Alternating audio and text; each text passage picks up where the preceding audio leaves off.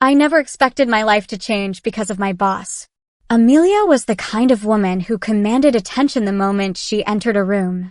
She had this quiet power about her. Her tailored suits hugged her tall, elegant frame. Her hazel eyes never wavered when they landed on you, and her voice carried the kind of authority that made people listen without question. At 24, working under her at the marketing firm felt like both an honor and a challenge. Everyone admired her from a distance, but no one dared get too close. She was too sharp, too composed, too untouchable. Except for Daniel. Daniel had been my boyfriend for 2 years, and I always thought he had a charm that could get him anywhere.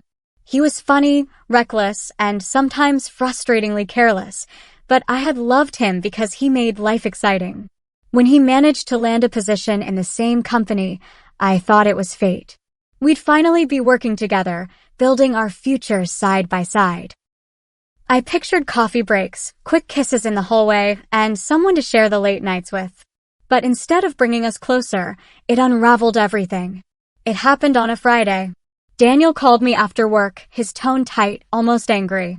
I got fired, he spat out, like the words themselves tasted bitter. I blinked in shock. What do you mean fired? You've only been there a month. She's impossible, he snapped. That woman, Amelia, she's out to get me. She doesn't listen, she doesn't appreciate me. She doesn't like me. His words tumbled out fast, defensive, almost childish. My chest tightened as I listened, torn between believing him and wondering what really happened. Daniel always had a way of shifting blame, of painting himself as the victim when things went wrong. But Amelia, she was not a woman who wasted time on petty vendettas. Later that evening, when most people had already left the office, I gathered the courage to ask Amelia directly. I kept my voice careful, almost nervous. I heard Daniel won't be working here anymore. Can I ask, what happened? She looked at me then, her eyes sharp but unreadable. She leaned back in her chair, folding her arms in that effortless way that made her look untouchable. Some people don't belong here, she said evenly. He was one of them. And I don't waste my time on men who play games. Her words were professional, clipped, but something in the way she said them struck me deeper. It wasn't just about Daniel. It felt like a warning or maybe an invitation. Her gaze lingered on mine a beat too long, and for a moment, I forgot how to breathe. I walked out of her office with my heart pounding.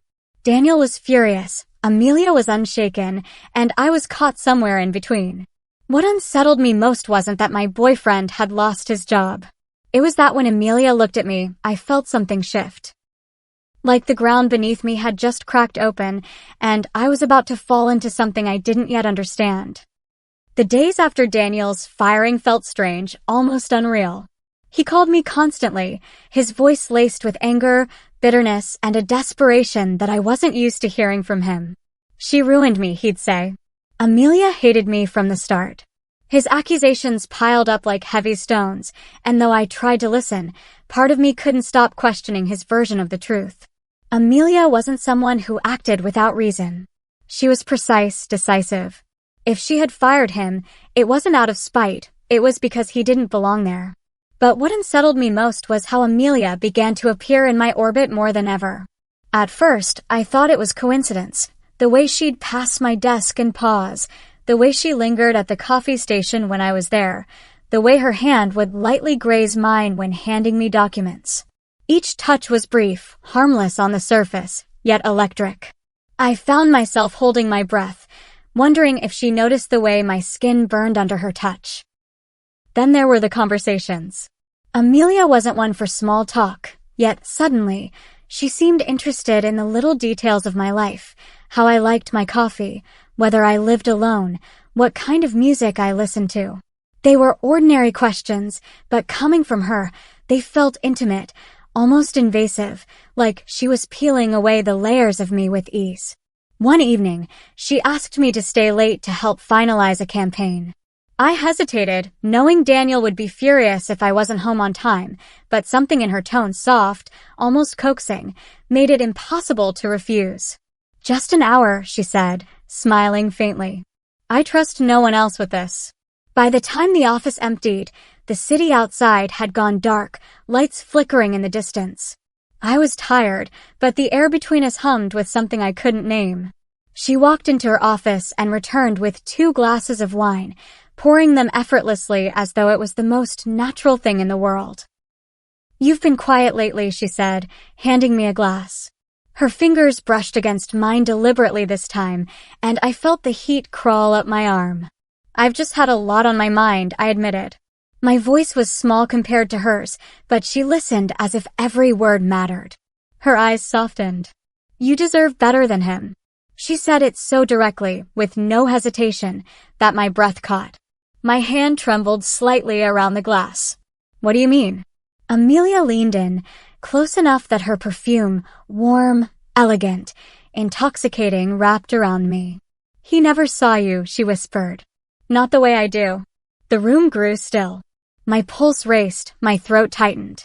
I should have laughed it off, pulled away, reminded her that she was my boss. But instead, the question slipped out, shaky and vulnerable. "And how do you see me?" Her lips curved into a slow, devastating smile. "As someone I can't stop thinking about." The truth hung in the air, heavy and electric. The silence that followed her confession was deafening. My heart beat so loudly in my chest, I was certain she could hear it. Amelia leaned back slightly, giving me space, but her eyes never wavered from mine. They held me there, curious, intense, magnetic, as if daring me to admit what I already knew. When she finally moved closer, it wasn't rushed or careless. She reached up slowly, brushing a stray strand of hair from my face, her touch deliberate, gentle, and yet so charged with meaning that my breath hitched. "I shouldn't," she whispered, almost to herself, but her hand lingered against my cheek as if she couldn't pull away. Before I could think, before I could stop myself, I whispered back, "Then don't stop."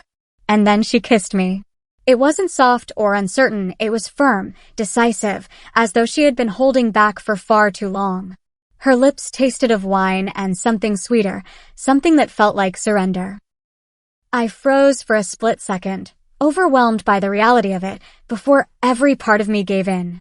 I kissed her back with a hunger I didn't even know I had. The world outside ceased to exist. There was no office, no Daniel, no rules, just Amelia's hands on my waist pulling me closer, her lips devouring mine, her breath mixing with mine, as if we were meant to share the same air. We didn't stay in the office long. She took my hand, lacing her fingers through mine, and led me out into the night. Her car ride was quiet, but the silence wasn't awkward. It was thick with anticipation. When we finally arrived at her apartment, the sight of it made my chest tighten.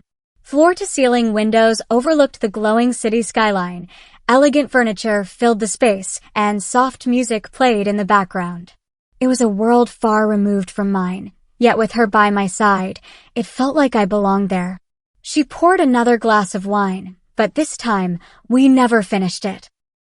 She set hers down, walked toward me, and pressed her lips against mine again, softer this time, but no less certain. Her hands slid over my shoulders, down my arms, tracing me like I was something fragile and precious. That night, she unraveled me. She was both fierce and tender, her touch full of intention, her gaze never leaving mine as though she needed me to know I was wanted, truly, deeply, completely. Every kiss, every caress was a promise, one I hadn't known I craved until that moment.